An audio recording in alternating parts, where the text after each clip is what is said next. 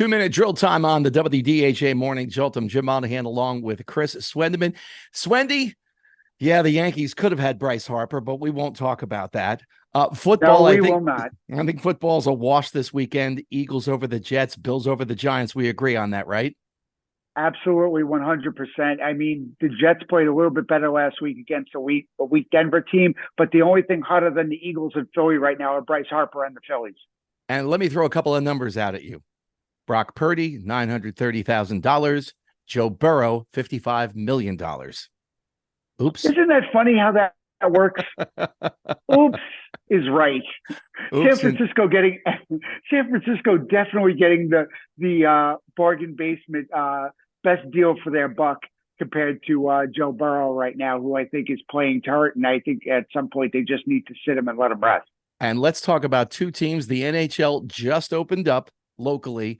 I think the Rangers and Devils, there's a lot of pressure on them because the Mets had a bad season. The Yankees had a bad season. The Giants and the Jets.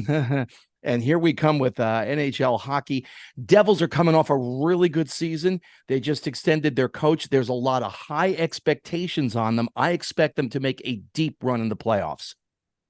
Oh, I couldn't agree with you more. And I mean, based off last year where really no one saw them coming, this year everybody's seeing them coming. And I think it's a weak Eastern division. Their division is weaker. Philly's weaker. Islanders are so-so. Rangers, we're not really sure where they're going to be at yet. So I think the Devils should capitalize. You know, Sidney Crosby is getting older, and so is Ovechkin. So this is, primed for the Devils to take over the East and the Atlantic. So we'll see. But they're a young group, and they have a bright future ahead of them. Rangers, on the other hand, have one of the top goaltenders in the league. If their defense improves, they could also surprise a lot of people.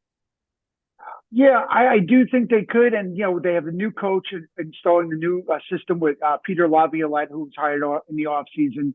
And he's much more of controlling, center ice and the neutral zone.